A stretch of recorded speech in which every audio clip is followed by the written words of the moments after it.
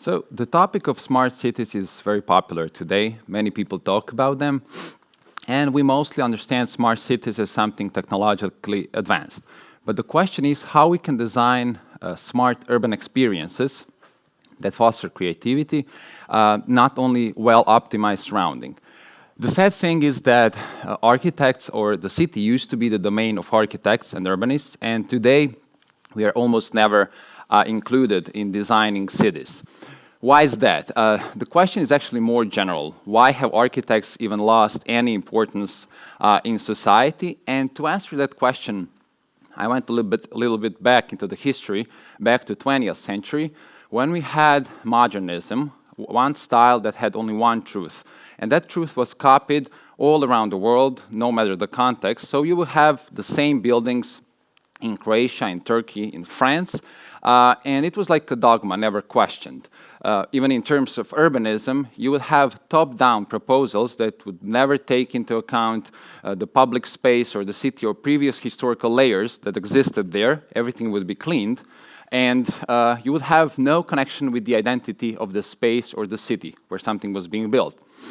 Even movies of that time would show an architect as this dominant figure who has a huge, monumental idea that he wants to build. He doesn't even think about how much that costs, and he just pursues what he thinks that, or how the building should look like, even going to the court and wins there, like in this movie. Architects are very often seen as artists who just make quick sketches and never ask about the price of the building that they design or if that structure can even stand. They are never seen as scientists or researchers, and even in the recent popular culture, architects are very often shown, or their process of design in architecture is brought to an absurd level, like in this episode of Simpsons showing Frank O'Gehry.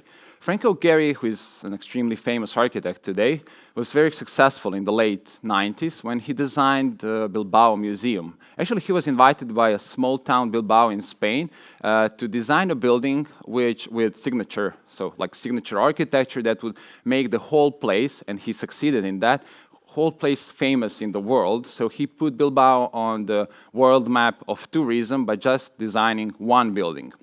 And many places after that tried the same thing, like Santiago de Compostela inviting Peter Eisenman to make this mega structure, but none of them ever succeeded to repeat that Bilbao effect that Gehry managed to do. Even in the recent movies, when you see architects, they're always shown as these solo players, architects or artists who have scarf even when they're completely alone, surrounded with tons of papers, always doing sketches, or like this character in the movie doesn't even take any inputs from clients and investors, just pursues his own ideas. Fortunately, in the history of architecture, we have people like Denise Scott Brown and Robert Venturi, who in the 70s started coming to cities not to completely change them, not to put their visions and deleting all the previous layers, but in a tolerant way to learn from the existing landscape. So there was a huge paradigm shift where they started saying, like, let's first do the research and then design something. And the final product of their coming to Las Vegas was not the building, but the book. So the question is how to combine these opposite sides, design, research, art, theory, or science, because even in documentaries like Oscar Niemeyer shown here, we are presented as people who just come, make quick sketches on a big white wall or paper, and then we expect or give to other people to make the building out of that. So the team and I, we wanted to approach our projects, first of all, more like a team, where we didn't have one person who has an idea and everybody else just produce that.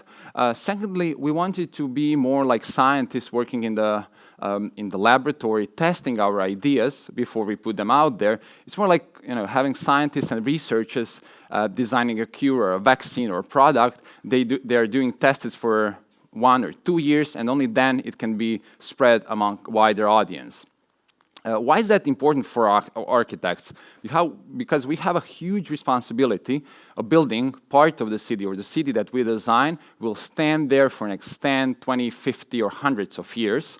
And this is a quote from an amazing book on human habits, which says that environment is shapes or is a consequence of human behavior and has an influence on it. But I like this last line that says behavior is a function of the person and their environment. So almost like mathematical formula of how they are connected.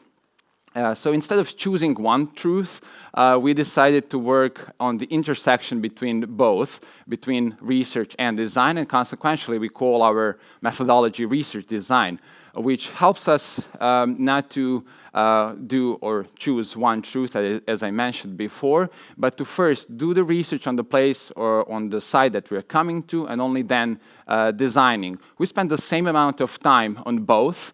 They are equally important for us.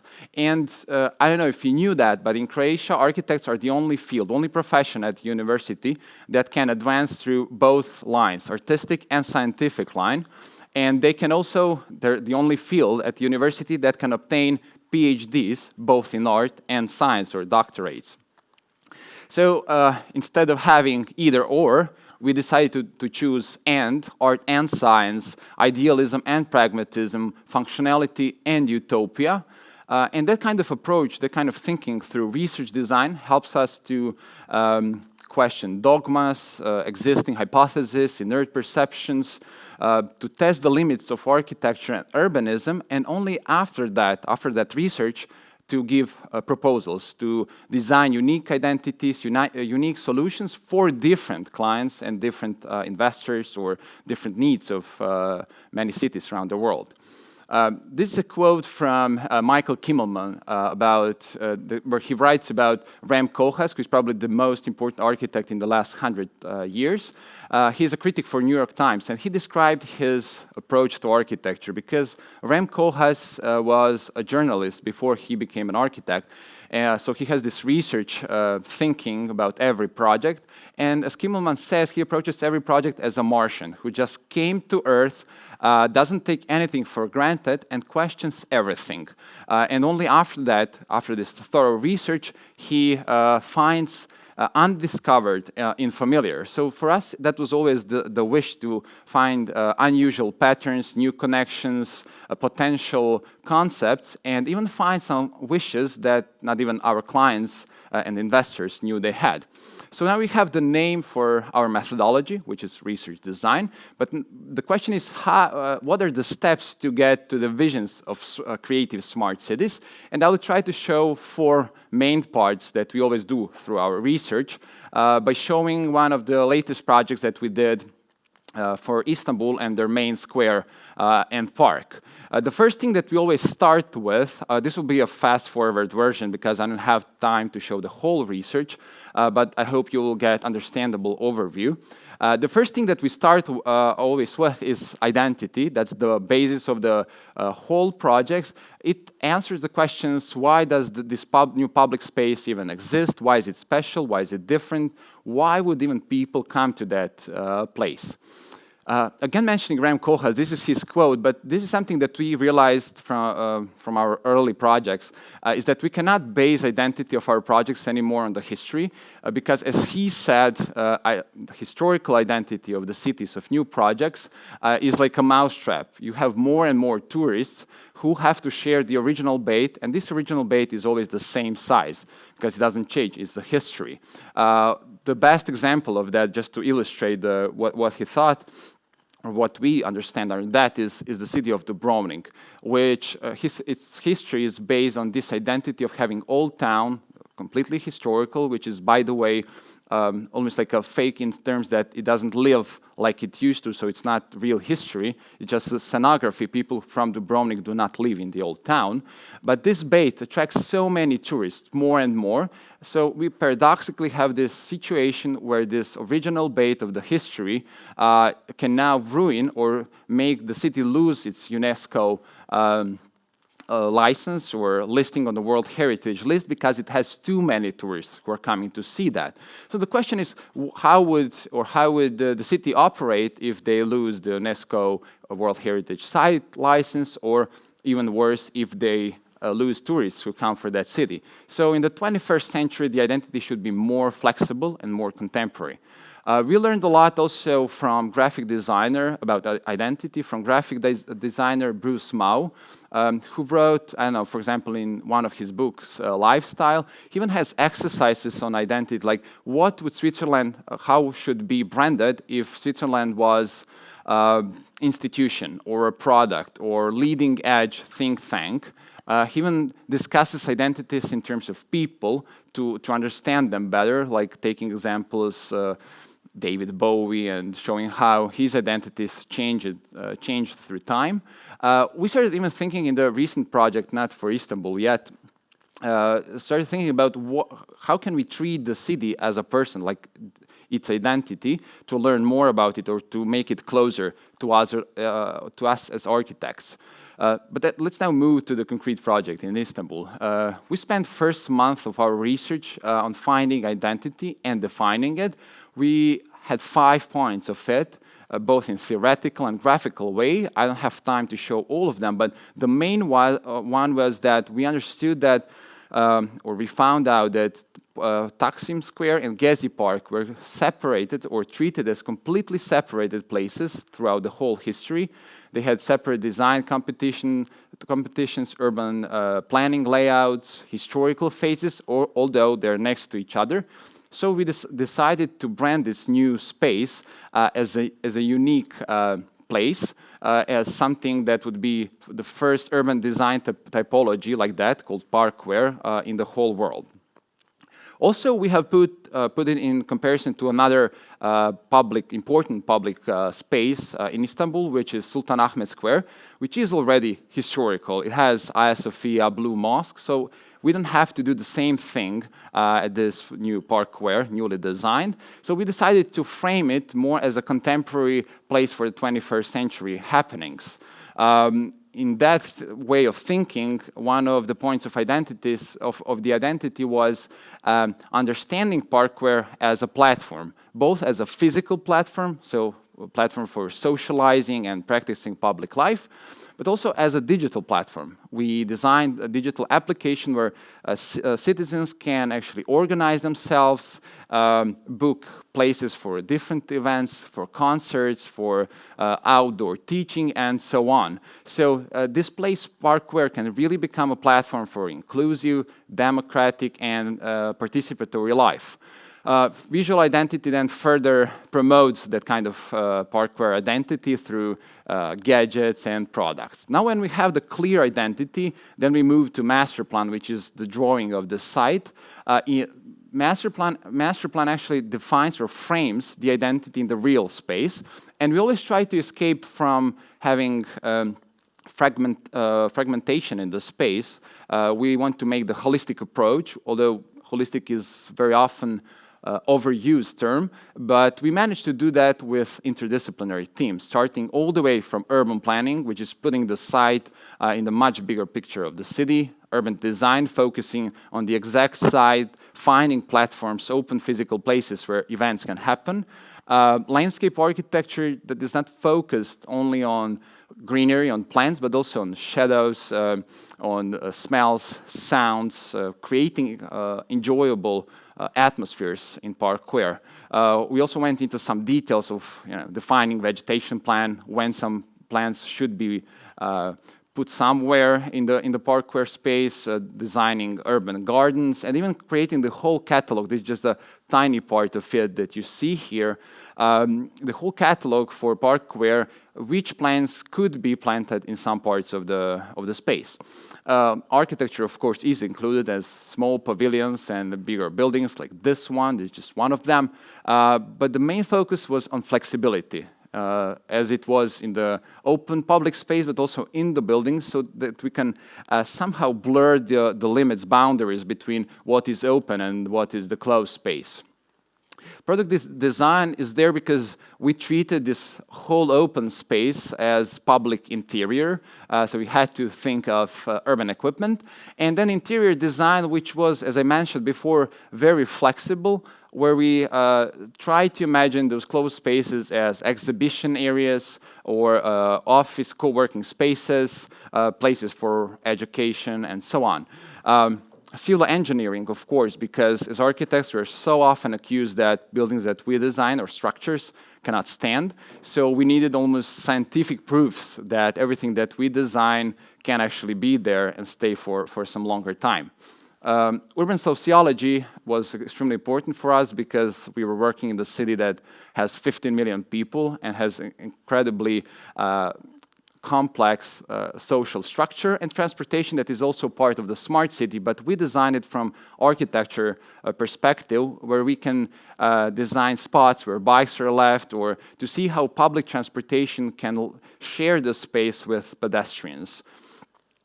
And then all that wouldn't function without urban management. Urban management is a new discipline among architects, that, which goal is to actually make public spaces, parts of the city or the whole city, enjoyable, active, dynamic, live throughout the whole year. And it always connects all these events or programs and scenarios with real financial benefits. So we have this lucrative aspect of the whole project. We learned a lot from American examples, mostly from Central Park, but also from Bryant Park that is shown here. And you can see it's dynamic both in spring, summer, and autumn, winter. And we try to do the same, almost like a diagram of all the stakeholders that should come to that space, to New Parkware, to make it dynamic throughout the whole year. We try to focus on art because Istanbul has the idea, or it wants to be one of art hotspots of Europe. So we thought that this new contemporary space could be a perfect platform for that too, besides many other events and programs that we wanted to see there. We also tried to connect the whole diagram of urban management with digital application to have digital space or digital platform included in the whole project. Why is that? Like, we went back 50 years to see some crucial events that happened both in architecture and in the world generally. And then we realized that there were always, some advancements or changes where physical space was not enough anymore. In 1972, on the left, you see a building that was destroyed in St. Louis in the US that marked the end of modern architecture. The death of it was proclaimed, and it was replaced by postmodernism and by iconic architecture. But then in 2001, that same iconic architecture was destroyed in the most iconic city of the world, in New York City, and it was not replaced, at least not on the same spot, with new buildings, but with public space, memorial zone, and landscape architecture. In 2008, we didn't have replacement by architecture, by physical space anymore. This huge real estate bubble that created financial crisis in the whole world was replaced by sharing economy and using digital platforms that can help people to organize themselves without any architects or anyone from the city. And now even in the latest crisis that we had, even public space was replaced by digital platforms, or having things like Zoom, or not even going to shopping centers, which was also the domain of architects before. Now, in the US at least, it's easy to use Amazon. Everything is brought to your door. So we started thinking about the city as a platform, or city as a smart platform. We, of course, prepared what you see as red zones, places where events can happen, but we needed programs and scenarios that we designed almost like acts in the movie, and then connected them through urban management in a bigger plot. Started seeing where those programs and scenarios can happen, and what for each of those locations, what are the possible futures, just giving few of them, but leaving many possibilities also to citizens to organize themselves. This is one of the possibilities of how you can use the app, the digital platform for this space, where citizens can choose which plants and where do they want to plant in this parkware space. and then somehow finally feel that this public space is also theirs, and that they can contribute to the space that they can use or create better atmospheres. Why is that this greening of parkway is very important? Why is it important too? It's because if we take a look from above, from air, and you see Istanbul, you don't see that many green areas. Those that you see are mostly graveyards. And we wanted to make this bigger green zone, at least around Gezi Park, and make or use help of citizens to do that.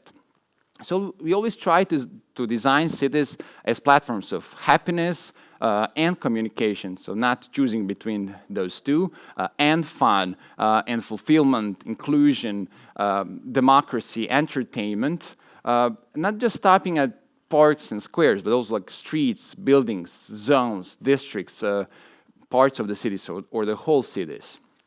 And the final fourth part is smart city, where we usually mean, or when we say smart city, we usually mean implementation of technological infrastructure. But the question is, how can we create, that I mentioned before, create more rich environments for us? Because if we focus only on technology, we forget social aspects of the life, or of the life in the city. A smart city cannot create the action. That's the issue.